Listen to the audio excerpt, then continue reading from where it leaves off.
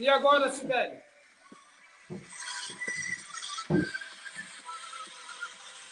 Ainda está próximo ainda. É porque o StreamYard, a tarjeta está em cima do seu rosto. E eu quero, primeiramente, dar boa noite. Já está conectado, já está ao vivo. Que estão acompanhando o primeiro seminário inclusivo online do Alto Tietê. É uma honra estar com vocês mais essa noite, a segunda noite do evento. Espero que vocês possam aproveitar bastante, espero que vocês possam curtir bastante, né, essa noite maravilhosa que a gente vai estar aprendendo mais um pouco. E hoje nós teremos um convidado mais do que especial, um amigo de militância e que tem muita história para contar e uma bagagem muito grande para nos ensinar. Antes de mais nada, eu quero pedir para vocês que vocês possam compartilhar com seus amigos. Quanto mais informação nós conseguimos multiplicar, quanto mais a sociedade conhecer das nossas necessidades, melhor será para que nós possamos discutir e melhorar nossas políticas públicas. E essa noite eu quero cumprimentar a minha amiga, a minha parceira, Sibeli Gomes, e pedir para que ela possa fazer a leitura do perfil do nosso palestrante essa noite. E aí, Sibeli, boa noite. Boa noite, tudo bem com vocês? É um prazer estar aqui. Boa noite, São Francisco, seja bem-vindo. Eu gostaria agora de falar aqui para vocês que a inclusão ela é muito importante, né? Para que seja possível, precisamos nos conscientizar e nos preparar para lidar com as diferenças de pensamento, mobilidade, comunicação e interação. Por isso que devemos nos unir nessa luta aí, e é por isso que o São Francisco está aqui hoje, tá bom? Então eu vou ler. Já posso ler o perfil direto? Por favor. Então vamos lá. Francisco Núncio Serignoni, 71 anos, nasceu em Piracicaba, São Paulo, é pessoa com deficiência, sequela de poliomielite, desde os 9 meses de idade, é engenheiro agrônomo, formado pela USP, com a pós-graduação em Energia Nuclear na Agricultura, tendo lecionado no Centro de Energia Nuclear na Agricultura, que é o SENA, e na Universidade Metodista de Piracicaba, Unimep. Foi coordenador do Bem-Estar Social da Prefeitura Municipal de Piracicaba, de 1977 a 1980, delegado estadual do IBDF, atual IBAMA, de 1985 a 1988, diretor do Escritório Regional do Planejamento de Piracicaba, da Secretaria de Estado do Planejamento, de 1988 e 1989, secretário-geral do Partido Popular Socialista no Estado de São Paulo, de 1992 a 2002, e assessor parlamentar do deputado federal João Ema Neto, de 1983 a 2007.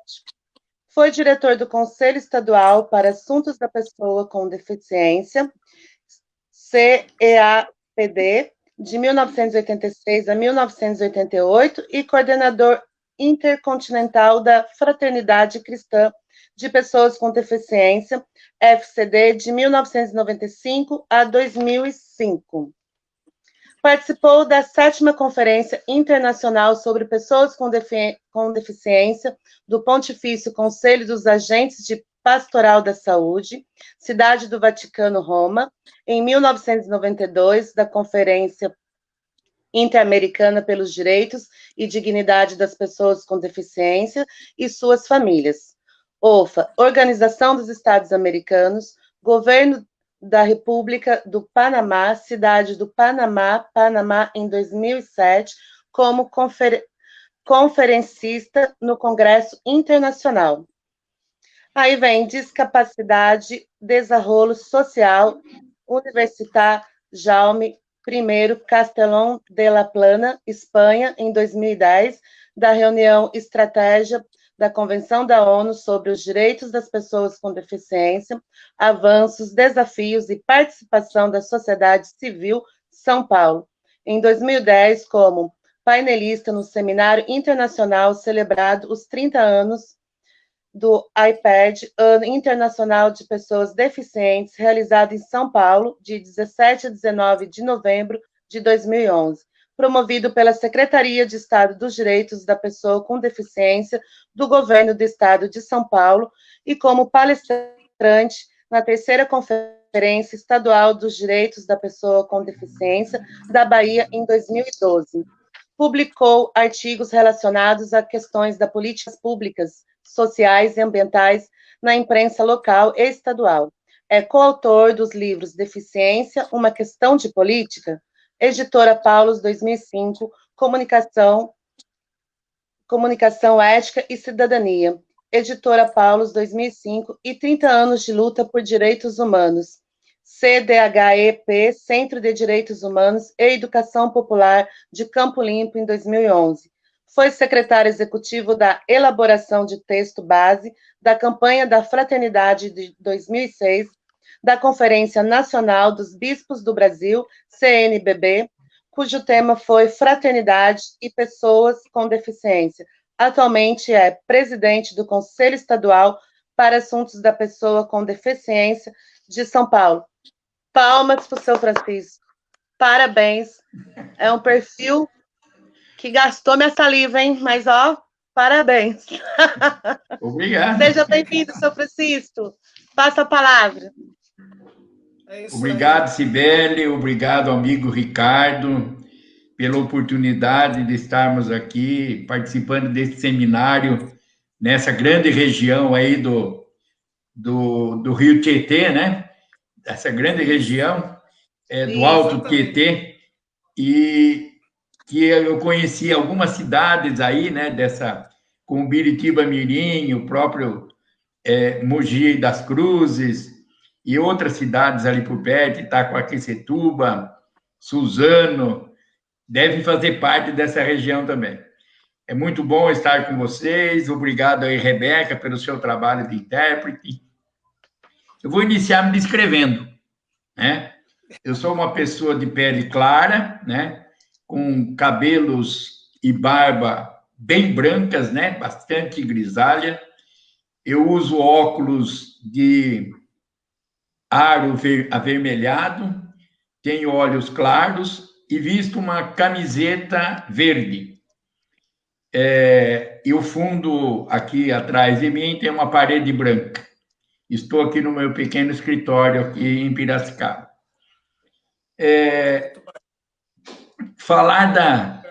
Você leu aí o meu perfil, né? E aí você Isso. pode perceber que ele pode ser dividido em pelo menos 3 aspectos, né? Um aspecto Isso. profissional de engenheiro agrônomo, né? Um aspecto político de assessor parlamentar e secretário-geral do Partido Popular Socialista, e um aspecto assim de militância na causa da pessoa com deficiência. Que esse é a maior parte da minha vida.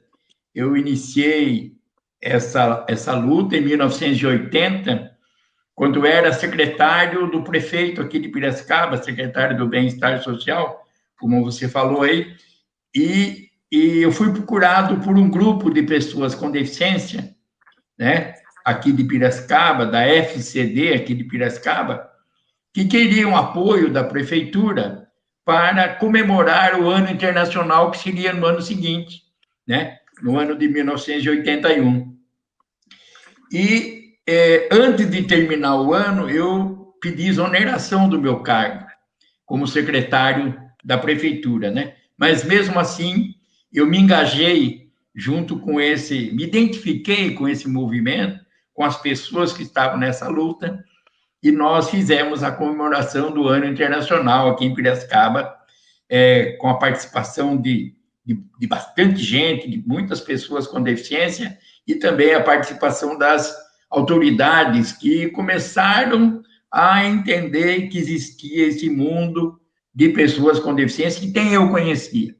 Apesar de eu ter uma deficiência desde os 9 meses de idade, eu também não conhecia esse mundo da deficiência, esse mundo das pessoas cegas, das pessoas surdas, das pessoas com deficiência intelectual, das pessoas com baixa visão, das pessoas com doenças raras, com ostomia e assim por diante, né? E com cadeira de rodas, com muletas, com prótese, órtese, quer dizer, todos esses equipamentos e materiais que são fundamentais para a vida da pessoa com deficiência, eu desconhecia, né? Eu tive deficiência com 9 meses, fiquei sem andar até os 6 anos. A única coisa que eu me lembro desse período é que ia na minha casa todo dia um vizinho chamado Seu Januário, que fazia massagem em mim todos os dias, né, com sebo de carneiro, que era o que era recomendado naquela época, né?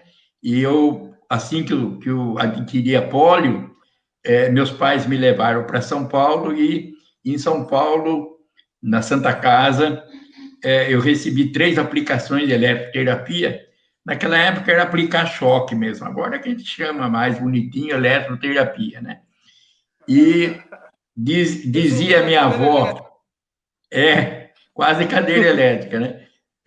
Dizia minha avó e minha mãe e meu pai de que na 3ª aplicação eu reagi, e aí o pessoal comemorou que eu havia, vamos dizer, pelo menos voltado um pouco ao normal. Mas eu fiquei com uma sequela forte no braço esquerdo e na perna direita.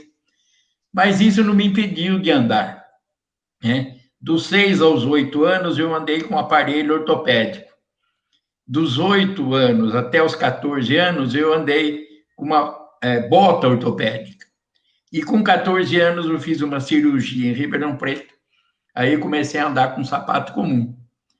E aí, desde os 7 anos, eu estudei em escola pública, né? Escola regular, e eu continuei os meus estudos, entrei na Exalc, na Escola de Agronomia, me formei engenheiro agrônomo, fiz todas as peripécias que um estudante de agronomia faz, né?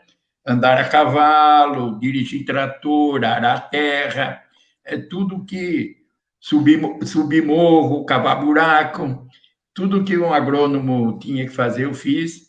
Portanto, eu tive até 2010 uma vida que eu andava, dirigia, né?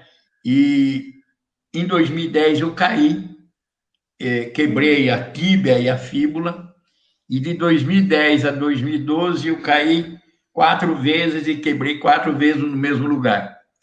Aí eu resolvi não andar. Eu resolvi não andar mais. Eu falei assim, eu vou andar de cadeira de rodas.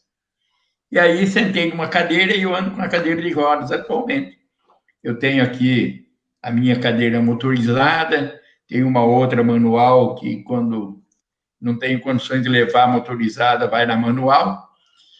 E essa é a minha vida atual.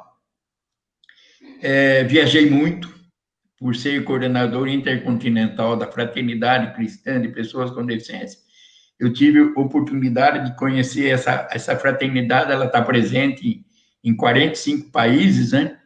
E durante 10 anos eu fui o coordenador, junto com mais 2 brasileiros, um que era o coordenador adjunto e outro que era assessor, um de Americana e outro de Porto Alegre.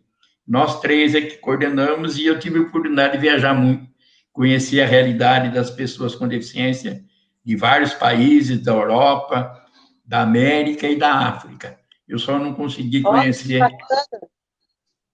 eu só não consegui conhecer o pessoal da Ásia, né? Nós temos alguns núcleos em alguns países da Ásia, mas eu não consegui conhecer nenhum.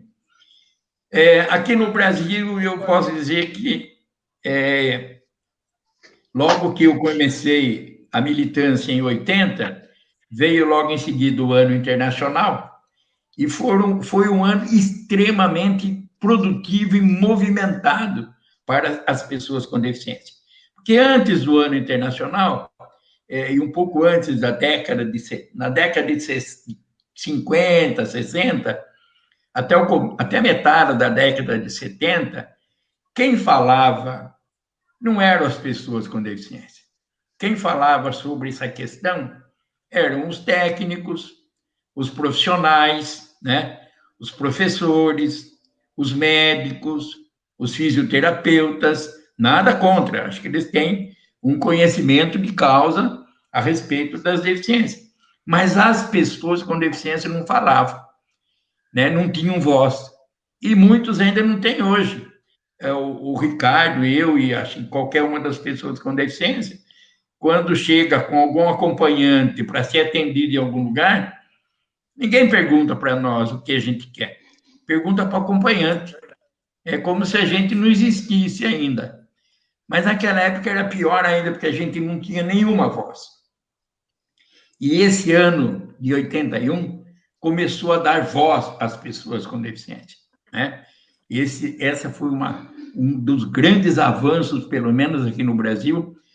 As pessoas com deficiência perceberam que podiam ter voz, que podiam expressar os seus desejos, que podiam lutar pelos seus direitos, que podiam exigir transporte, que podiam exigir educação adequada, uma saúde adequada, que podia exigir acessibilidade, a rampa.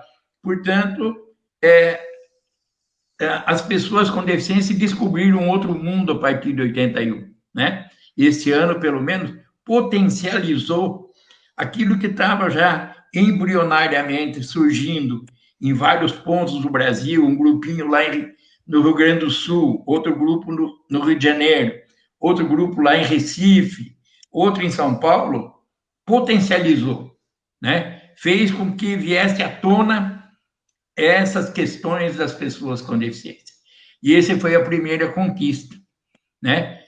A partir do ano de 81, as pessoas começaram a se organizar cada vez mais, e isso foi, vamos dizer assim, o sair do casulo, né? Foi o desabrochar das pessoas com deficiência aqui no Brasil. Esse é o primeiro ponto que eu gostaria de destacar. E agora, né, eu falar sozinho não é bom. Acho que é bom a gente interagir, né? Legal. Na verdade, eu estava esperando a oportunidade de comentar, Chico, que permite chamar de Chico, é bem conhecido no meio do movimento como Chico Pirata, né? Depois você podia contar para nós o porquê o pirata, Chico. Isso é uma curiosidade aí que eu tenho e já faz tempo que é para me perguntar, mas eu acabei não tendo a oportunidade. Mas, quer que eu assim, conte já? Só a gente dá um espaço aqui para a gente cumprimentar os nossos telespectadores. Nós estamos aí com mais de 40 pessoas assistindo a nossa live. Eu quero dar boa noite para todo esse pessoal que está nos assistindo. Eu peço que vocês possam compartilhar. Vocês já puderam ter uma ideia de como que vai ser essa noite, né? A introdução, o currículo dele já dispensa comentário, né? Às vezes a impressão que dá é que a gente está predestinado às coisas, né, Chico? Você chegou, ficou com uma limitação aos 9 meses, passou por processos cirúrgicos, voltou a andar, né? Teve aí a sua vida social, estudou, trabalhou, e, de repente, no decorrer da vida, acabou caindo, tendo as fraturas, e aí acabou voltando, né, a ter uma certa limitação física. Parece que quando é para ser, né? E é lógico, não tem outro jeito, né? Não tem outro jeito, exatamente. Não, e é lógico que a gente não quer isso para ninguém, mas você pode ter certeza absoluta, né, que para o movimento da pessoa com deficiência, esse fato, né, esse acontecimento, essa tragédia, para nós foi algo que eu posso dizer positivo. Porque o que você já pôde e o que você tem e o que você pode contribuir com esse trabalho, com esse segmento fora de série, né? E antes da gente voltar, Chico, e você contar para nós a história do pirata e continuar falando um pouco dessa história do movimento, que eu acho muito bacana a gente conhecer, né, a nossa história, para que a gente possa dar valor naquilo que nós temos hoje, Eu estava até comentando ontem com o seu Wilson, porque hoje os nossos jovens eles estão desfrutando de uma acessibilidade que talvez não é a melhor, não é a ideal, mas é algo que antigamente quem brigou por ela, hoje talvez nem esteja entre nós para poder usufruir, né? E a gente conhecemos várias pessoas, vários amigos que já se foram, mas que lutaram para que essa acessibilidade hoje pudesse acontecer. Falta muito? Falta melhoria? Falta, lógico. Mas se a gente não continuar a luta, até o que a gente conquistou, a gente pode retroceder, né? Infelizmente, a gente está passando por um momento aí meio difícil. Mas antes da gente poder conhecer um pouco mais da história do Chico, eu quero que a Cibele possa, né, cumprimentar aí os nossos espectadores, alguns comentários, ler para nós, deixar um abraço. Lembrando, pessoal, que quando vocês comentarem, diga para nós de onde que vocês são. Ontem, Chico, nós tínhamos o pessoal da Bahia, pessoal de Minas Gerais, pessoal do Brasil todo participando da nossa live. Nós temos no grupo do WhatsApp, inclusive aqueles que queiram participar do grupo do WhatsApp, nós temos mais de 140 pessoas no nosso grupo, né? Cibele, é com você. Queria dar boa noite à Cláudia, a intérprete, que entrou depois. Quero dar boa noite novamente para todos. E tem mais de 40 pessoas nos assistindo nesse momento. A Jennifer Marcondes está dando boa noite. A Schiller Santos dando boa noite. Suzana Miranda, boa noite. A Jennifer Marcondes também, de novo aqui, ela deu boa noite. A Tati, a Márcia, tem uma galera aqui. Mas eu vi um comentário aqui da pessoa falando que currículo, hein? Que o seu Francisco tem. Parabéns. A Ceci Torres, ela falou assim, muito importante ouvir esses relatos. Precisamos saber como tudo começou, pois ajuda no caminho a ser trilhado. A Márcia Castilho deu boa noite. A Paulinha Nunes, ela falou que diálogo é muito importante. A Michele deu boa noite. A Roberta Lopes, boa noite. A Tânia Antunes, boa noite, Ricardo, Rebeca e os demais. Boa noite. Paulinha Nunes, da Bahia. Juazeiro, deu boa noite. A Dinha Vanessa, de Ferraz de Vasconcelos, deu boa noite. A Jennifer Marcondes está falando que é de São Paulo, da Zona Leste, Itaquera. Boa noite, Jennifer. Beijão para você. Zona Leste! Zona Leste! Isso aí, é nóis! A Regiane Lopes também é de Paraguaçu, Minas Gerais. Que da hora! A Tânia Pereira, Mogi das Cruzes, estamos juntos. Tem a Elza e Lidia também, que ela falou assim que muito boa a palavra do senhor Chico, sou de Suzano. Rosimeire Souza, ela deu boa noite a todos também, ela é de São Paulo, da capital. Valquíria Mendes, Ribeirão Pires, boa noite. Fábio Prado. E é isso. Cheguei no... Hoje consegui ler todos os comentários rapidinho. Por enquanto, né? Tá ótimo. Com certeza vão chegar bem outros. Eu quero cumprimentar a Cláudia, né, que está com a gente agora. A Cibele, ainda bem que a Cibele me deu um toque, porque eu não tinha nem visto que ela tinha entrado aí, mas enfim.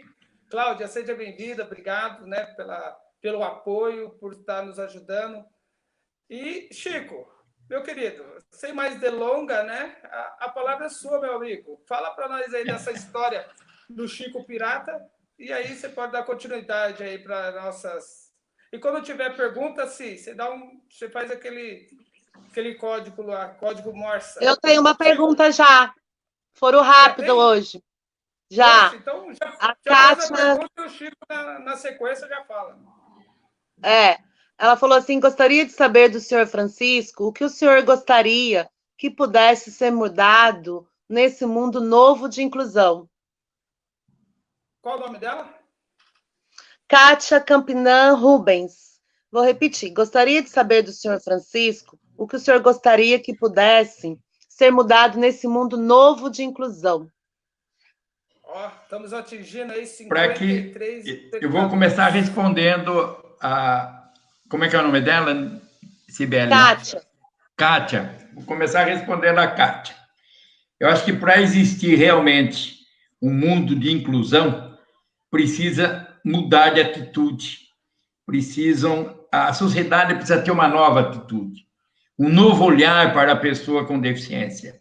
E o primeiro olhar que tem que ter é olhar a pessoa e não a deficiência, né? E nós também, pessoas com deficiência, olhar também os outros com normalidade, né? Eu acho que essa inter-relação entre as pessoas é que vai fazer realmente um mundo mais inclusivo, né? A diversidade é importante, a diversidade é rica, a diversidade constrói um mundo melhor, a diversidade, as diferenças, elas se somam para melhorar e não deve nos atrapalhar para nos separar. Entende?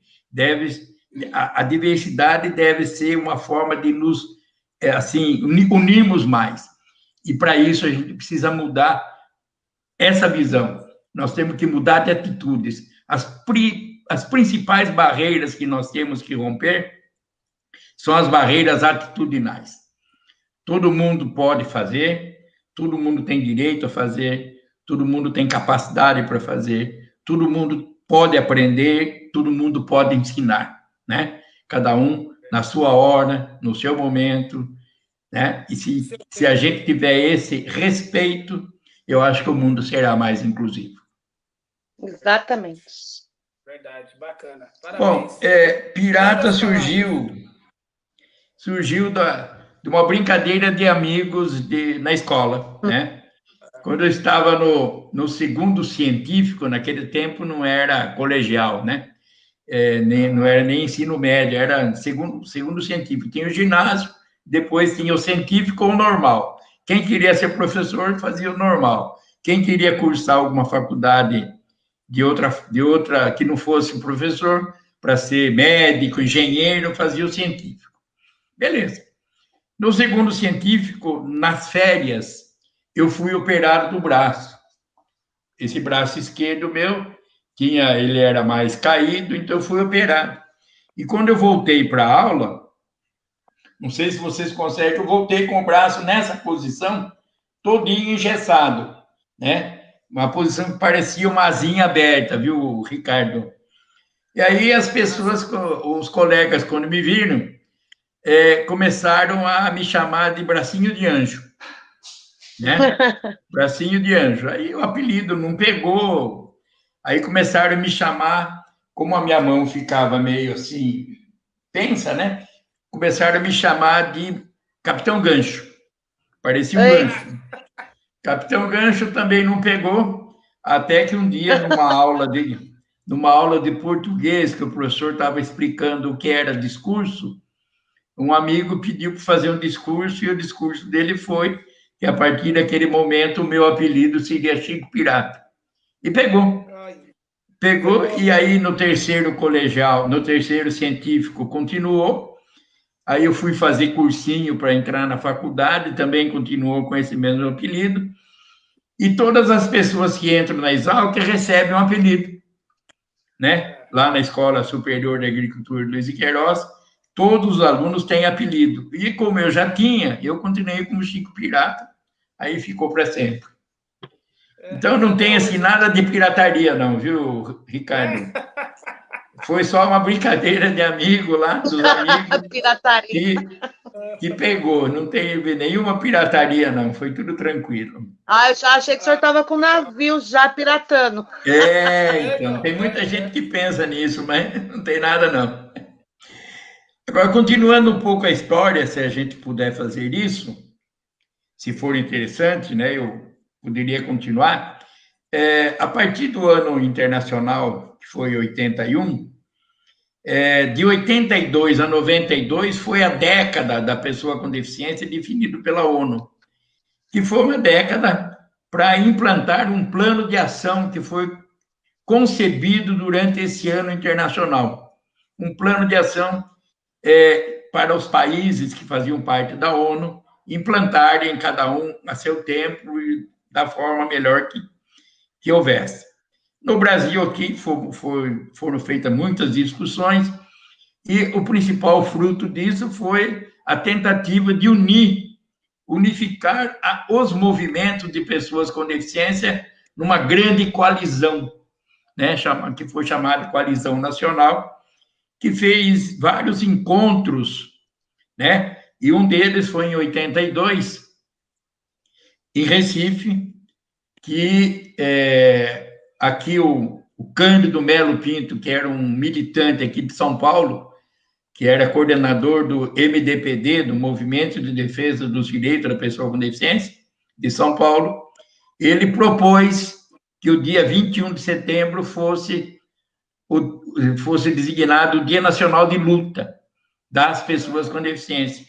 E começou com as pessoas com deficiência comemorando cada 21 de setembro, por causa do Dia da Árvore, por causa da proximidade da primavera, do renascimento da natureza que se vê na primavera. Foi iniciada a comemoração e todos os grupos faziam alguma manifestação nesse dia, até que em 2005 foi instituída a lei, criando realmente o Dia Nacional de Luta da Pessoa com Deficiência, o dia 21 de setembro, né?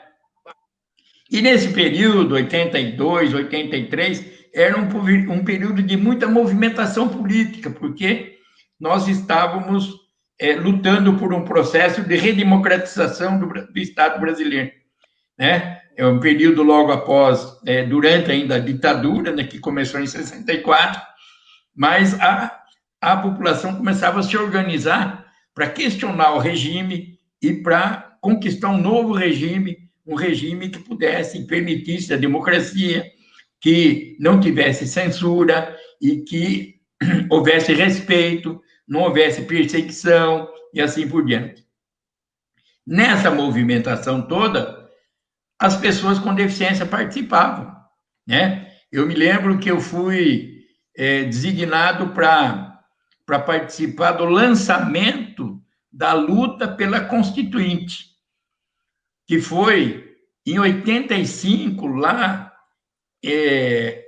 na Diocese de Nova Iguaçu, lá no Rio de Janeiro, que tinha lá o bispo Dom Mauro Morelli, que acolheu, né, as lideranças políticas do Brasil e as lideranças sociais para lançar a luta pela Constituinte, né, para que o Brasil fizesse, que a eleição de 86 fosse uma eleição que elegesse deputado constituinte para fazer a nova Constituição, né? E as pessoas com deficiência participavam dessas lutas. Depois participou das diretas já, né? Que foi a luta pela eleição direta do presidente da República e não mais pelo colégio eleitoral, como havia sido, né? Que foi eleito Tancredo Neves, ele não assumiu José Sarney. Então, havia essa luta e as pessoas participavam de todas essas lutas. E aí já vem o primeiro... Se a gente quiser ser reconhecido na sociedade, precisamos participar da sociedade. E participar da sociedade precisa participar das lutas, precisa participar de tudo que ocorre, né? Das diversões da sociedade, do esporte da sociedade, precisa participar do turismo da sociedade, da cultura, da educação, precisa participar de todos os segmentos da sociedade, né? Não tem que... se ficar em casa esperando acontecer, não acontece nada. A gente precisa realmente sair e participar. E nesse período foi muita participação, foi muita agitação, né? E culminou, nesse primeiro período, culminou com uma grande assembleia, foi muitas coisas discutidas, principalmente propostas a serem encaminhadas para a Assembleia Nacional Constituinte, para os deputados que foram eleitos em 86, né?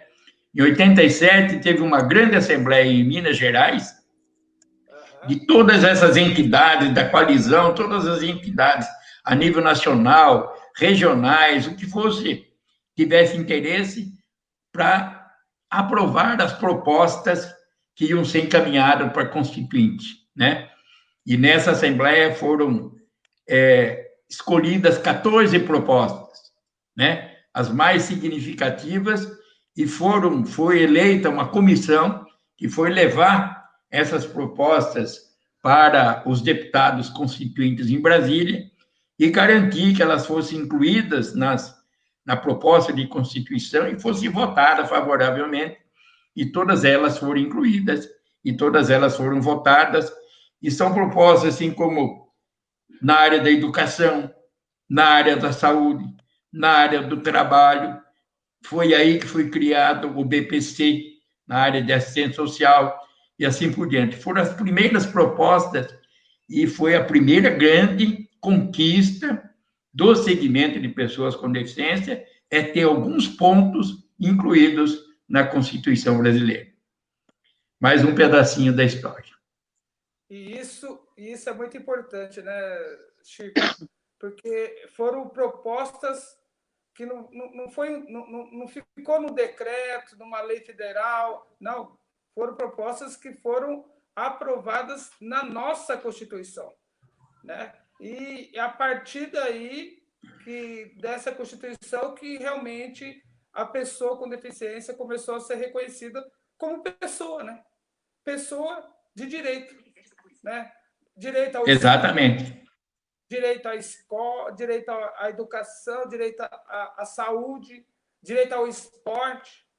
É lógico que a gente vai falar mais um pouco daí para frente, porque o papel, muitas vezes, é bonito, e nós temos as melhores leis do mundo, né?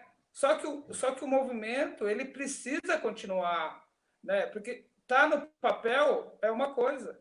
Agora, se a gente não fazer valer aquilo que está no papel, vai continuar no papel, né? Então, é muito bom a gente ouvir. Meu, e eu falo para você, Chico, nessa época que você estava contando, da década de 80, eu não tinha deficiência visual ainda. Nem cogitava, né? Nem pensava que um dia poderia estar numa condição assim.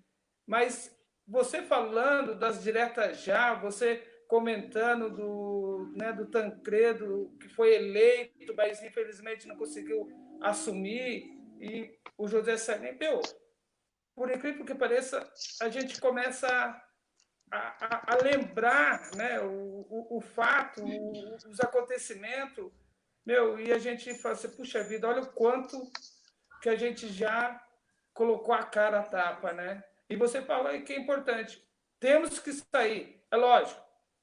Se a gente for levar agora ao pé da letra, estamos no período de pandemia, né? Não é sair literalmente para a rua, né? Mas é isso que a gente está fazendo aqui. Estamos usando a tecnologia, né, para trazer esse conhecimento para um público de mais de 50 pessoas, né, que estão nos assistindo, né, trazer esse conhecimento, essa história, essa cultura, e de uma forma a gente está saindo do casulo. A gente está falando, nós existimos, nós estamos aqui, nós estamos presentes. Nós precisamos de X, de Y, de Z. Nós precisamos de vocês, sociedade, que possam nos receber, nos entender da melhor forma. Não é verdade?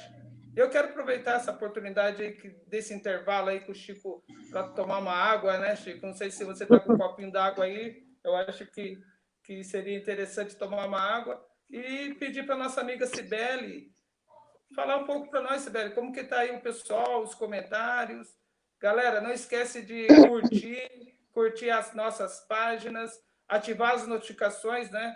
Que nós teremos até sexta-feira aí o seminário, né? Se vocês puderem compartilhar para os seus amigos, né? Divulgar esse trabalho que a gente está fazendo, mesmo em período de pandemia. Olha quanta informação, quanto conhecimento que a gente está aprendendo nessas noites, né, em comemoração ao Dia Nacional de Luta da Pessoa com Deficiência. Cibele, vamos lá. Temos mais de 55 pessoas nos assistindo. A Kátia, ela voltou a falar aqui que ela acredita que essa inclusão pode nascer com a nova geração, começando com as crianças, e através delas podemos alcançar toda a sociedade, iniciando dentro de cada casa. O Rogério Vieira, meu primo de Queluz, está aqui nos acompanhando. Adriana, minha prima, beijão. A Érica Monteiro, né, que é uma surda oralizada, que hoje ela estava falando para mim que ela precisava de legenda, né? Eu ainda não sei muito bem dessas tecnologias, mas mandei eu o procurei link. saber aqui no YouTube. Ô, Sibeli, Se atingir eu 1.000 mandei. pessoas, você consegue a legenda, né? Ô, Então vamos Sibeli, aí, galera, 1.000 pessoas. Ô, Sibeli, Oi. eu mandei um link lá no grupo do WhatsApp ensinando a ativar a legenda do vídeo. Eu não sei se ela viu o link. Tem um vídeo no YouTube que ensina como ativar a legenda nos vídeos que são transmitidos pelo Facebook. Então, Tá. ela precisa ativar o link lá no Facebook dela, entendeu? Tá vendo, Érica? Se você não conseguiu pegar o link, depois eu mando para você. Daí amanhã você já acessa normal, tá bom, meu amor? Agora Isso, que a perfeito. Michele Pereira deu boa noite, a Ceci Torres, ela fala que risco esse momento, ótimo ouvir essa experiência. Que rico, mentira, eu falei risco, perdão, é rico. A Ana O cego Cláudia, ela sou deu eu, boa né? noite. E o cego sou eu, A Maria Chico. Aparecida Damasio, devemos estar representados em todos os lugares da nação. A Rebeca, Tânia Antunes de Macedo, ela deu boa noite. A Márcia Raimunda deu boa noite. A Rebeca, de novo. Priscila Alves deu boa noite. E por enquanto é só. Legal. Todos estão Olha, batendo palminha. eu acho que a Kátia tem muita razão aí no que ela diz. A família é uma das, assim, dos pilares da inclusão das pessoas com deficiência, né? As Sim, famílias, quando agem naturalmente com a pessoa com deficiência, permite que a pessoa com deficiência também possa agir naturalmente na sociedade, né? E esse apoio, esse amparo, esse acompanhamento da família é fundamental. E outra coisa que ela disse também, começar com as crianças, realmente a transformação para o futuro vai ser daí, né? Nós já somos sim. velhos demais para mudar o nosso passo, né? Mas as pessoas aí, as crianças, têm tudo ainda para construir. Tá certinho, Kátia? Tem mais Bem uma aqui. lembrado. Eu acho que deve ser irmão da Kátia, o É, Guilherme. Ele fala aqui, Guilherme Campinan Rubens. Acredito também que a mudança pode ser filho da feita na Cátia. escola. Apoiar as crianças na leitura deste tema é um dos meios para quebrar essa barreira do preconceito. Existem muitos quadrinhos da Turma da Mônica, por exemplo, são muito bons ao abordarem esse tema. Tá certo, né? Realmente, né? Ô, Perfeitamente. Chico, essa Kátia é uma amiga nossa, ela é estudante de pedagogia, o Guilherme é o filho dela, e ela tem um menino, o Davi, se eu não me engano, deve ter uns 5, 6 anos, ou 6, 7 anos, que é uma criança com deficiência visual. E eu vou dizer uma coisa para vocês: o que ela faz para que esse menino seja incluído na casa dela é impressionante, né? Ela traz assim, ela procura conhecimentos, recurso, metodologia para que ele possa ter a maior independência possível dentro da família e com certeza isso está sendo transferido para os ambientes externos, né? Escola, igreja, os lugares que eles frequentam. Eu quero parabenizar a Kátia e parabenizar o filho dela, o Guilherme, que ele tem um site que fala sobre essa questão da inclusão. Ô, Guilherme, se você puder depois colocar aí o site nos comentários, para que as pessoas possam conhecer o seu trabalho, fica à vontade. Então, são assim, ações como essas, né, Chico, que faz a diferença. Esse Davi, com certeza, por mais que ele tenha deficiência visual, por mais que ele tenha limitação visual, ele não vai se sentir uma pessoa com deficiência, né? Ele vai ter todo o amparo para poder buscar aí os seus sonhos, os seus objetivos. Isso. Experiências como essa que nos dão sempre ânimo, né? Porque se todos pudessem repetir uma parte que fosse dessa experiência, nós teríamos mudado o mundo já, né? Eu acho que está de parabéns a Kátia, o Guilherme, o Davi, né? O filho dela, isso. o Davi, Davi. Parabéns. Tem aqui também o Whitney Fontinelli, ele é surdo, e ele está mandando boa noite, falando oi aqui. A Lili também, o Mesaque, é uma história que eu desconhecia, muito obrigada, ela está falando que é muito bom mesmo. A Leia Batista Macedo, ela falou que está aqui com a gente hoje de novo. Legal, a Ceci Torres, ela fala que precisamos fortalecer a educação, pois ela é a base de tudo. É o que eu queria complementar, né? Eu falo que é um tripé. A educação, que entra como articuladora, e a família, que é a base de tudo, porque sem ela não somos nada. E a terapia, né? Os recursos aí tecnológicos, tecnologia assistiva. Então, tudo isso é um conjunto, né? Sem a família, a gente não vai mesmo. Tem que ter ali a base de tudo, que é a família. O Edson Damasceno, ele fala: o apoio familiar é fundamental para estimular a autonomia. As necessidades especializadas não excluem as necessidades. Ai, que sumiu aqui. Isso. Não exclui a família e não inclui a família que está passando por essa experiência. Então, posso contar um pouco da minha família? Opa! Pode. Vontade, amigão. Então, a casa é sua. Então, eu nasci numa família que tem 5 pessoas com deficiência, né? E essa família nasceu por causa de 5, 4 com deficiência de poliomielite e 1 com deficiência paralisia cerebral. Os 4 de poliomielite, e depois foi feito... Vou contar, daí eu vou contando aos poucos. Mas é o seguinte, nasceram e viveram num bairro chamado Peruca, aqui na região de Piracicaba. E esse bairro tinha um córrego, e o pessoal vivia em torno desse córrego. Inclusive, a minha avó construiu uma capela ao lado desse córrego, e que o pessoal frequentava todo final de semana para fazer as suas orações, né? E nós temos, então, 4 primos que são de família, que vieram desse local, e os 4 são com deficiência de poliomielite. Eu sou um deles. Quando eu era secretário, em 1979, foi construído um posto de saúde, que eu era o coordenador, foi construído um posto de saúde num bairro vizinho a esse, chamado Arraial de São Bento. E o médico designado para esse bairro era um médico sanitarista.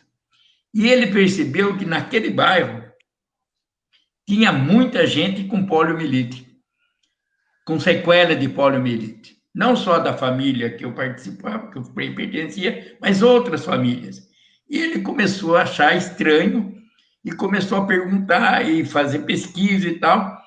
E ele foi descobrir que ali naquele córrego que passava, nesse lugar perto onde morava ali minha avó, nesse córrego tinha um foco de vírus silvestre da poliomielite. E aí eles conseguiram eliminar esse foco de vírus. Então, a minha família, por causa dessa experiência, sempre tratou com muita naturalidade as pessoas com deficiência que faziam parte dela, né? Eu tive um primo mais velho do que eu, depois outras 2 primas mais novas, e todos nós éramos tratados igualmente como as outras crianças. E isso nos ajudou muito a criar nossa independência, nossa autonomia, nossa autoestima, porque a família tratou, né? Tratava assim normalmente. Se eu fizesse alguma traquinagem e merecesse apanhar, eu apanhava. Assim, como apanhava os outros irmãos meus que não tinham nenhuma deficiência, né? Se eu fizesse se todo mundo fosse passear no lugar, eu ia junto com todo todo mundo, não ficava isolado em casa. Minha família fazia questão de levar, de que todos pudessem participar juntos. Então, esse participar, adaptar o local para a pessoa poder conviver melhor, que nem faz a família da Kátia com o Davi, é o que vai dar lá no futuro essa despreocupação com o preconceito, né? Acaba o preconceito, porque o preconceito é da pessoa, mas quem sente é a pessoa com deficiência que sente o preconceito, né? Por ser chamado disso, por ser chamado daquilo, por ser tratado assim. Quando é tratado naturalmente pela família, as outras coisas pouco importam. E o preconceito é superado. Então, eu acho que aí, realmente, família, educação e tecnologias que existem, que facilitam, é o tripé, realmente, para que a pessoa possa ser incluída na sociedade. Ninguém inclui ninguém, a pessoa se inclui na sociedade, né? Ela ser incluída na sociedade e em todos os lugares, como teve uma outra pergunta ali, que tem que participar de todos os setores da sociedade, né? Sim. Tem que participar de todos, não tem que deixar nenhum de fora. Tem que participar da política, tem que participar da igreja, tem que participar do esporte, tem que participar dos shows, tem que participar da arte, de tudo que é possível, tem que participar realmente, porque aí sim é inclusão. Muito bacana. Eu tenho mais uma pergunta aqui. É da Ceci Torres. Ela pediu para perguntar para o senhor, seu Francisco, como fazer as pessoas entenderem que são conquistas e não favores, tudo o que foi feito até agora. Como as pessoas entenderem, não é tão... Olha, eu acho que informação é fundamental. Informar as pessoas, contar essas histórias, descobrir essas histórias, divulgar essas histórias, né? E como é que foram essas conquistas, né? A gente costuma dizer o seguinte: cada passo que a gente conquista, seja individualmente, seja coletivamente, tem que ser comemorado. E quando é coletivo, mais ainda, né? As lutas coletivas são aquelas que é evidente que conseguem mais benefício para muito mais gente. Mas agora, se a gente tem que ter informação, tem que ter muito diálogo, porque é só assim que a sociedade vai entender que não é privilégio, mas direito, né? Nós estamos lutando pelos nossos direitos. Ninguém quer privilégio. Ninguém luta por privilégio. Ninguém quer vamos dizer assim, o elevador no ônibus porque é gostoso subir de elevador. Precisa do elevador para a gente subir no ônibus, para entrar no ônibus. Senão a gente não consegue entrar no ônibus, né? Cadeira não sobe degrau ainda, né? Quem sabe um dia posso chegar nisso, mas ainda não sobe. Portanto, precisa do elevador para o cadeirante subir dentro do ônibus. Então, não é nenhum privilégio uma vaga mais próximo dos locais onde a gente frequenta, uma vaga para um carro, para uma pessoa que tem deficiência, que tem mobilidade reduzida, não é privilégio. É um direito, porque a pessoa que mais precisa tem que estar mais próximo. Tem uma experiência muito interessante que aconteceu na Holanda, né? Um brasileiro foi para a Holanda e aí eles trabalhavam numa empresa grande da Holanda, e ele estava na casa lá de um outro amigo holandês, e aí foram para o trabalho. E chegaram bem cedo no trabalho, né? E ele estacionou o carro bem distante da entrada, né? E aí foram a pé, entraram, aí ele perguntou, o brasileiro perguntou para o amigo dele, mas por que se parou tão longe se tinha vaga aqui perto da entrada? Ele falou assim, não, é o seguinte, nós temos tempo, nós chegamos com tempo, né? Se uma pessoa estiver atrasada e chegar com pouco tempo, se ela encontrar uma vaga mais perto, ela já chega mais rápido no serviço. Quer dizer, essa consciência que nós temos que ter de que não é privilégio o sujeito parar perto, é necessidade. Quando uma sociedade entender que eu devo deixar a vaga mais próxima para aqueles que têm mais dificuldades, nós não precisaríamos reservar vaga. Não precisaríamos ter vaga reservada. Por quê? Porque a sociedade entenderia que se eu tenho mais tempo, eu paro mais longe. Se eu chego mais cedo, eu paro mais distante, porque dá para chegar com mais calma.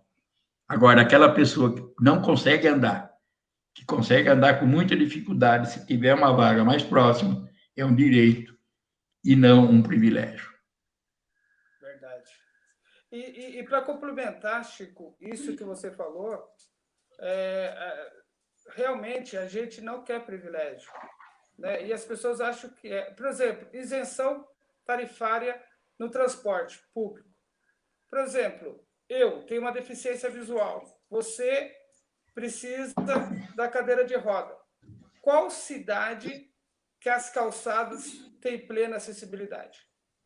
Então, por exemplo, eu tenho a gratuidade, eu tenho direito à gratuidade. Eu pego o ônibus, eu preciso andar 3 quarteirões.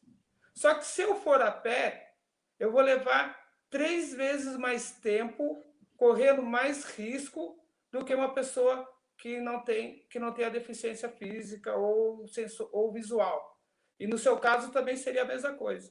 Para você andar numa calçada, alguma coisa nesse sentido, é complicado, é difícil. E aí a gratuidade no transporte público facilita e dá segurança para nós em que sentido? São 3 quarteirões. A distância é pequena, mas é mais seguro você pegar o ônibus, descer depois de 2 pontos, que dá 3 quarteirões, para você poder chegar no local que você quer chegar. Só que se você não tiver gratuidade, você não tem condições de ficar pagando ônibus para andar 3 quarteirões. Só que se você tiver que andar 3 quarteirões sem acessibilidade, é uma coisa muito difícil. Então, isso não é benefício, isso não é privilégio, isso é o quê? Uma necessidade. A gente precisa porque facilita o nosso acesso, facilita o nosso trajeto, né? Você estava falando... Pode falar, meu querido. E um dos aspectos mais importantes dessa nossa luta é a questão da acessibilidade, né? Sim. A acessibilidade entendida como os vários ângulos dela, né? A eliminação de barreiras arquitetônicas, a melhoria, a adaptação do transporte coletivo, a comunicação, né? A acessibilidade comunicacional, Libras, Braille, audiodescrição, né? Áudio, essas coisas que facilitam as pessoas se comunicarem. Então, acessibilidade, essa que você falou das calçadas, eu não conheço nenhuma cidade que tenha calçada adequada. Acho que, pelo que eu vi, pelos últimos dados...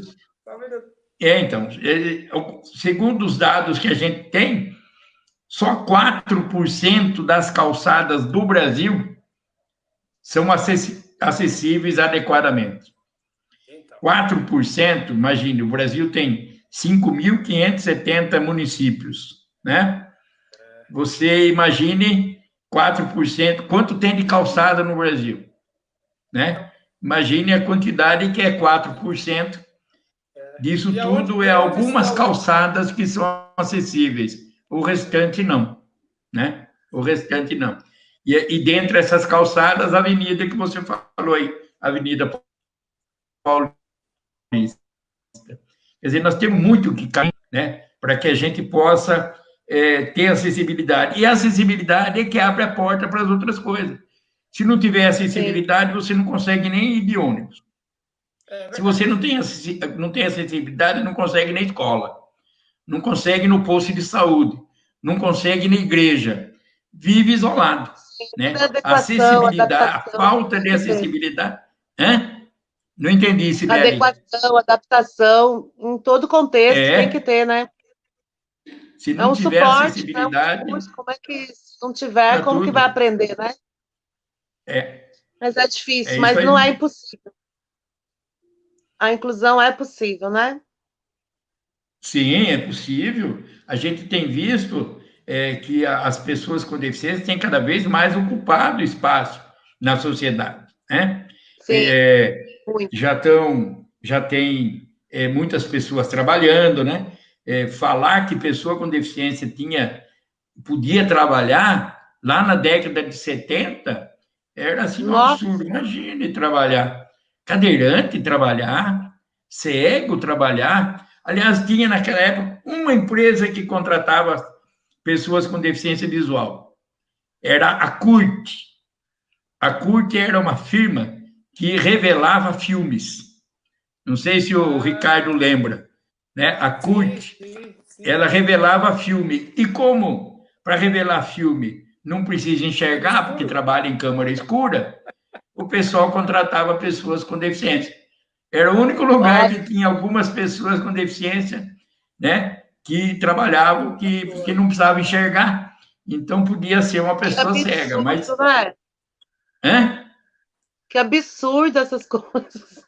Então, mas era o único lugar. Falar em pessoa com deficiência trabalhar na década de 70, meu Deus do céu, né? Era só algumas pessoas, muito poucas, que davam alguma mancadinha na perna, tinham um braço um pouco mais, mas senão, cadeira de rodas, cego, surdo, nunca tinha vaga, imagina. Agora não, nós temos já um grupo de pessoas com deficiência que trabalham, que ocupam cargos, temos pessoas com deficiência que ocupam vaga no Senado, que ocupam vaga na Câmara dos Deputados, na Assembleia Legislativa de São Paulo, nas câmaras municipais, né? Temos várias pessoas com deficiência que ocupam cargos públicos, né?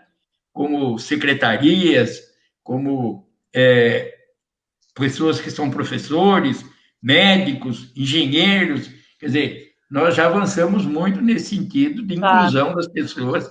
É possível a inclusão, sim, né? E depende das pessoas, elas também se prepararem, mas depende muito da sociedade em acolher isso, né? Inclusão é mão de dupla, né? É uma via de mão dupla. Depende da pessoa com deficiência, mas também depende da sociedade, né? Se preparar.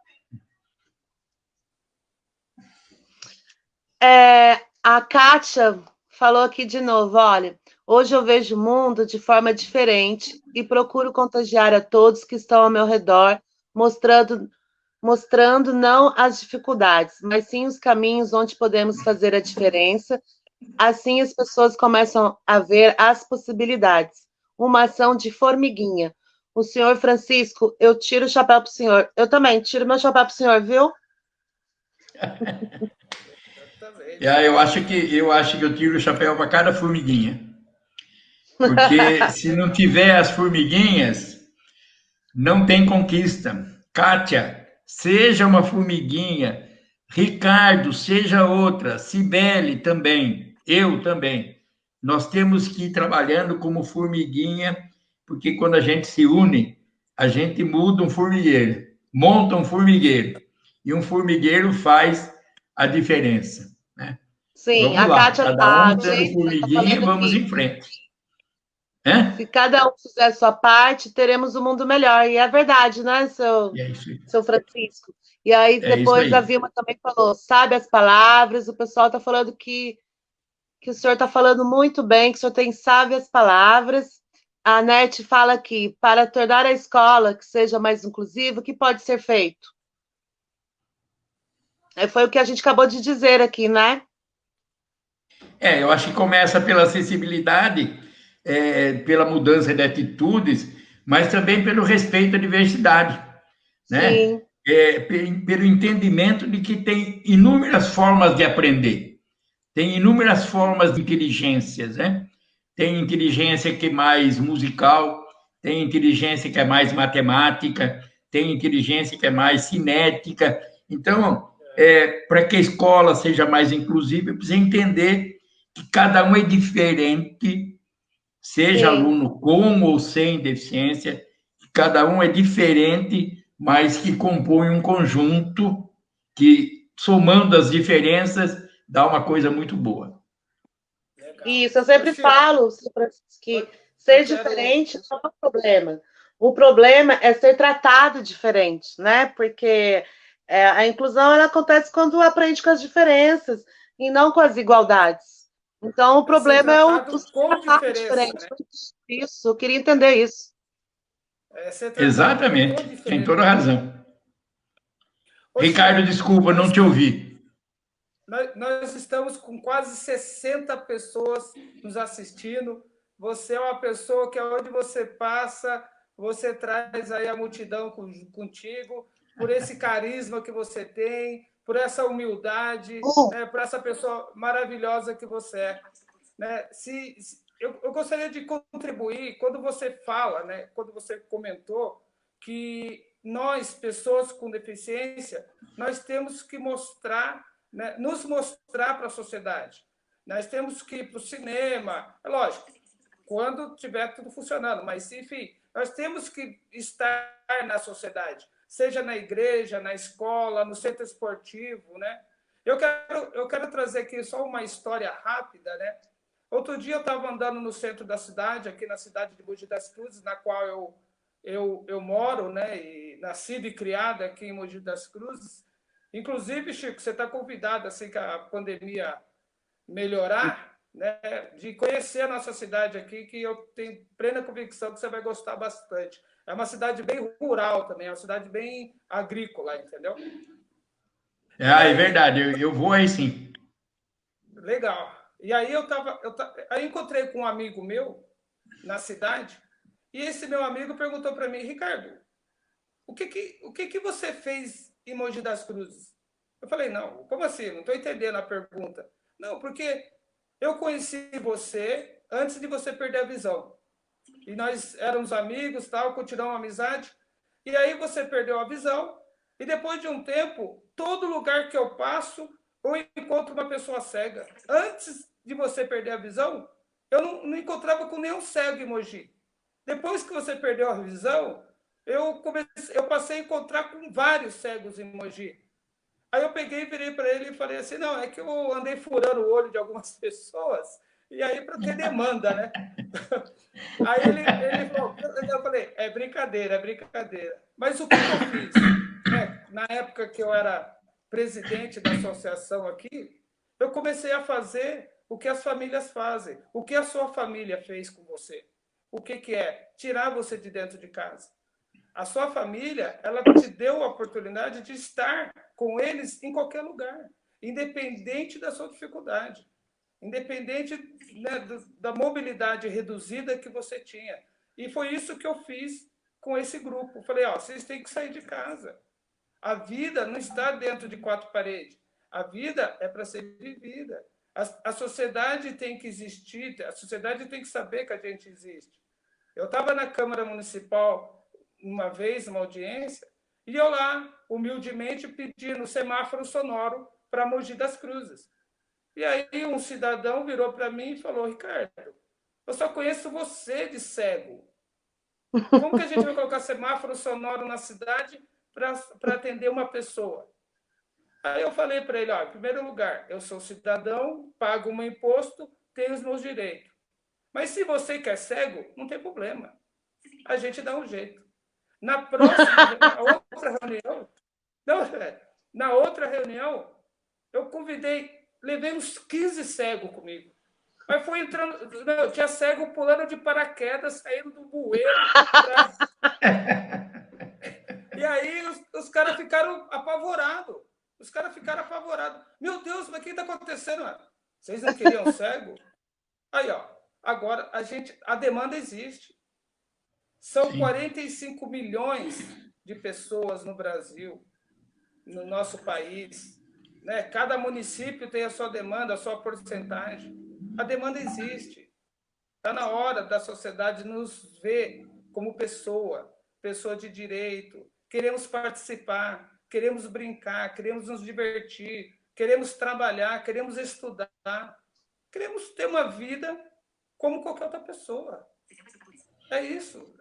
Desculpa, Chico, de tomar um tempinho seu. Não, mas eu vou contar uma outra historinha. uma vez aqui nós estávamos lutando também para adaptar o ônibus, antes da existência do decreto 5296, né? Antes. E aí, eu estava voltando de São Paulo, junto com outro amigo, Celso Zop, e paramos num posto para tomar um café, e nós encontramos lá o dono da empresa de ônibus aqui de Piracicaba, né? Ele chamava Laerte. Aí eu fui conversar com ele, né? E falei para ele novamente, falei, Laerte, você tem que arrumar, tem que adaptar os ônibus de Piracicaba para as pessoas com deficiência, para os cadeirantes e tal, né? Ele falou, não, Piracicaba não precisa não, porque não tem pessoa com deficiência. Piracicaba não tem deficiente. Quer dizer, essa foi a resposta dele, o argumento que ele, né? Agora, tem uma coisa, viu?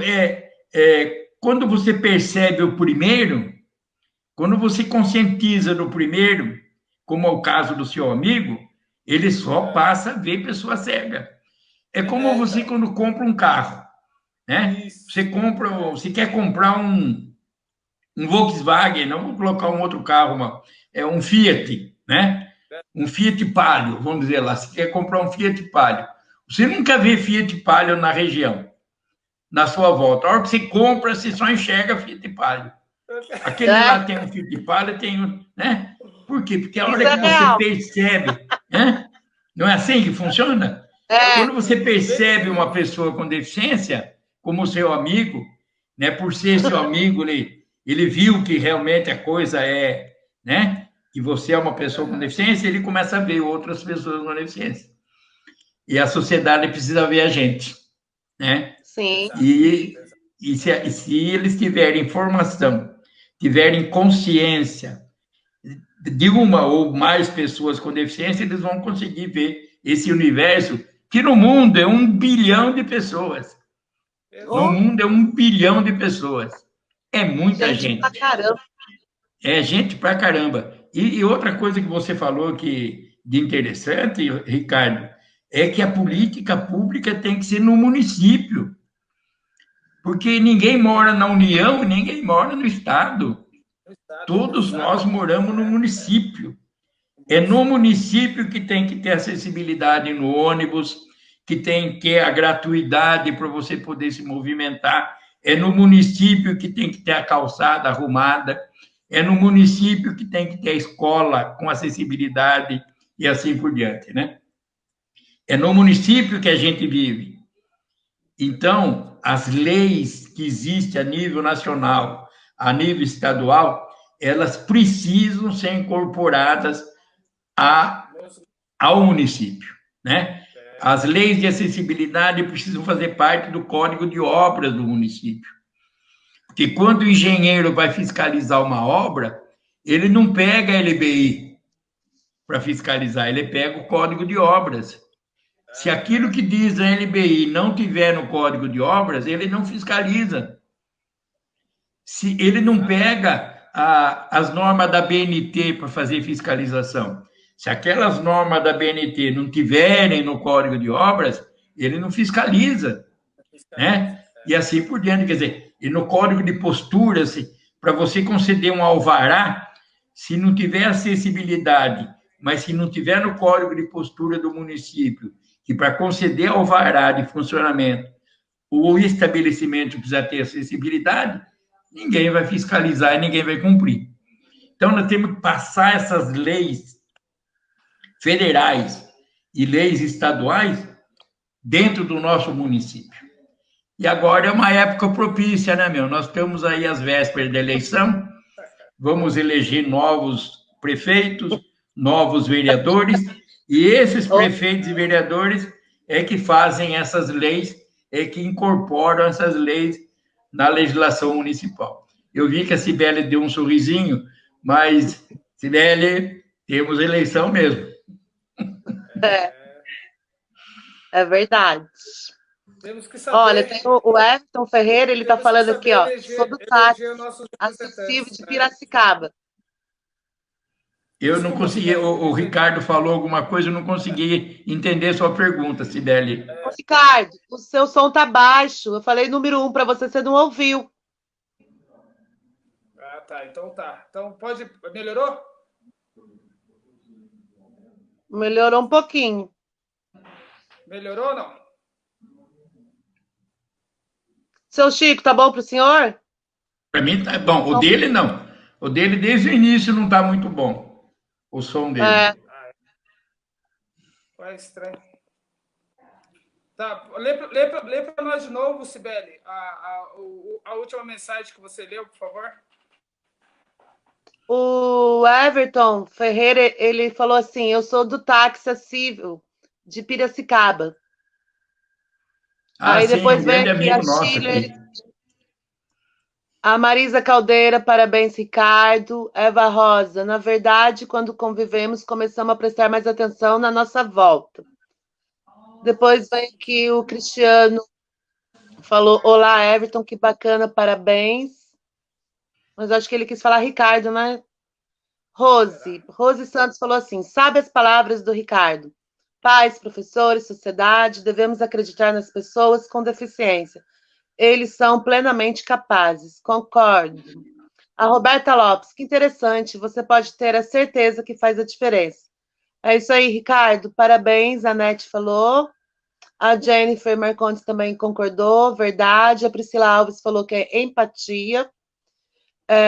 A Leia Batista, ela fala, Ricardo, aquele tempo que você era presidente da associação foi um tempo inesquecível que vivemos.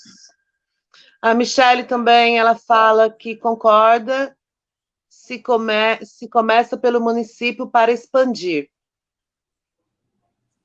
E o resto aqui está dando parabéns, parabéns a todos vocês, a Shirley falou, ao Ricardo, ao seu Francisco e para mim mesma. Obrigada. E é isso, os comentários. O som do Ricardo tá baixo, a Marisa Caldeira tá avisando aqui. Já avisei ele, viu, Marisa? Bom, pessoal, eu vou... Melhorou ou não? Eu tenho que falar mais alto aqui, porque eu não sei o que tá... Vou ter que ver esse áudio aí. Você vai ter que falar alto. Bom, pessoal, o bate-papo está muito gostoso, né? Mas a gente está aí meio que caminhando para as considerações finais. Eu quero agradecer o carinho de cada um de vocês que está nos ouvindo. Hoje a nossa audiência foi bombástica, né? 60 pessoas, mais de 60 pessoas aí estiveram presentes com a gente. 60 pessoas agora presentes. Então, o pessoal está aí gostando. Obrigado pelo carinho. Eu quero, né, que o nosso amigo, o presidente hoje, atual presidente do Conselho Estadual para Assuntos da Pessoa com Deficiência do Estado de São Paulo, o senhor Francisco, também conhecido como Chico Pirata, né?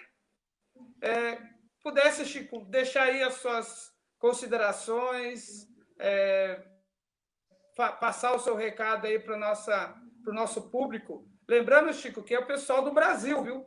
Nós temos aqui pessoal de Minas Gerais, Bahia, além do estado de São Paulo, outros estados também nos prestigiando. Olha que bacana, olha como que a tecnologia, a internet hoje nos proporciona ter um público diverso, de diversas regiões. E você sabe bem, né, Chico, que o nosso país é um país, enorme. A dificuldade continental. da pessoa do estado... A dificuldade da pessoa com deficiência no estado de São Paulo é totalmente diferente lá no Nordeste da Bahia. Nós sabemos que essa diferença é muito grande, né, por causa do nosso país. Beleza. Primeiro, eu gostaria de agradecer a oportunidade, né? E também agradecer aí a paciência e a participação dos companheiros aí que participaram através do Facebook, né? E que nos ouviram esse tempo todo. Como mensagem final, a gente precisa lembrar que muitas pessoas passaram por essa luta e hoje já não estão mais aqui. E tem nomes que a gente precisaria lembrar sempre, né? Como o nome de Maria de Lourdes Guarda, como o nome do Rui Bianchi, do Cândido, né? E nomes de pessoas que estão ainda na luta, como o próprio Wilson aí Wilson Gomieiro, aí de Mogi das Cruzes, né? O Celso Zoppi e outros tantos, como a Célia Leão, e soma o Cid Torquato, que vai estar com vocês amanhã, quer dizer, é a soma de toda a luta dessas pessoas que fizeram a grande luta de conquista do nosso movimento, né?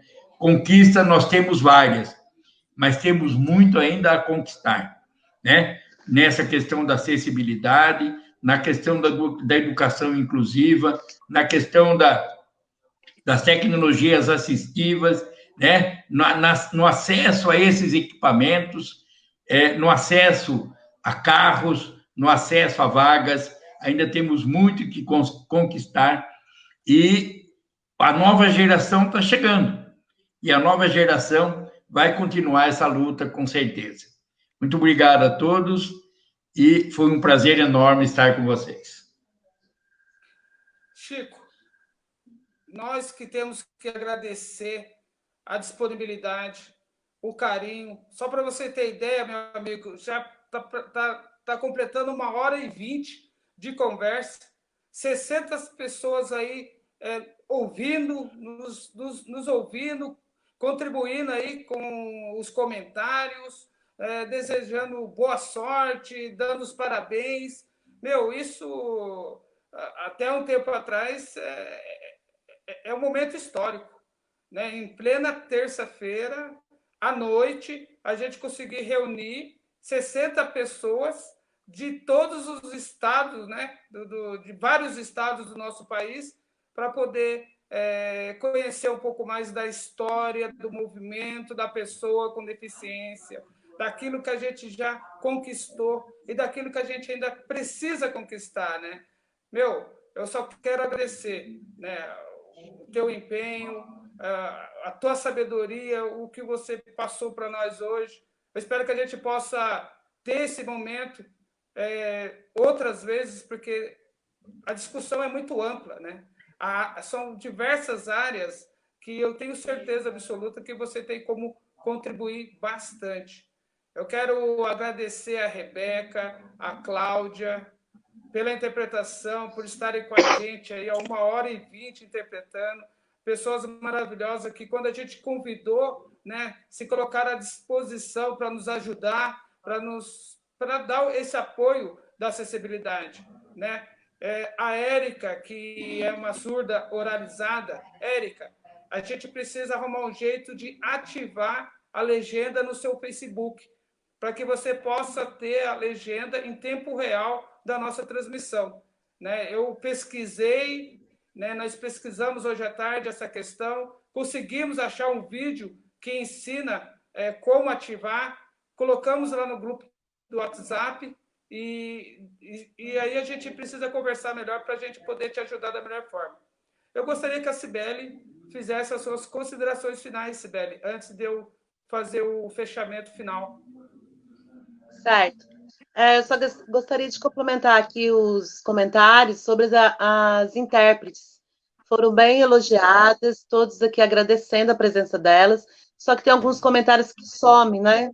Em tempo real, que eu não sei o que acontece, eu não consegui voltar, mas todo mundo está dando os parabéns para as duas aí, que deram um show de talento aí. E eu queria falar também, né, que quando pensamos em inclusão, precisamos expandir a nossa ideia, né, que de apenas dar acesso aos mesmos espaços, mas sim as possibilidades de aprendizagem e atuações que os espaços oferecem. A inclusão, ela é um conceito que tem a ver com a sensação de pertencimento, né? E para ser incluída, a pessoa precisa o quê? Fazer parte e ter a voz dentro dos grupos sociais nos quais convive, sejam eles familiares, sociais, profissionais e acadêmicos. E como participar, como praticar a inclusão aí? Estimular a inclusão, né? É aceitar, incentivar aí os novos pensamentos, diversidade de gostos, né? Por exemplo, de raças, culturas, habilidades, e dentre outros. A inclusão, ela precisa o quê? Diversidade, justiça. Eu acho que é isso que nós precisamos. Por isso, incluir, gente, é reconhecer a diversidade de aprendizado e, portanto, ser incansável. Vamos lutar aí até entrar na cabeça das pessoas que ser deficiente não é anormal, não é? Pelo contrário, são pessoas normais como qualquer outros, e todos têm os mesmos direitos, iguais ou diferentes, todos têm os mesmos direitos. Olha, Sr. Francisco, eu adorei conversar com o senhor está sendo muito elogiado aqui pela sua experiência de vida, que o senhor passou hoje, eu vou guardar para o resto da minha vida. Foi assim, nossa, suas palavras foram direto para o meu coração, viu? Realmente eu tiro meu chapéu para o senhor está de parabéns, e é isso, parabéns. Obrigado, muito obrigado. Valeu. Sibeli, obrigado. Um abraço para a Júlia também, que deu apoio aí.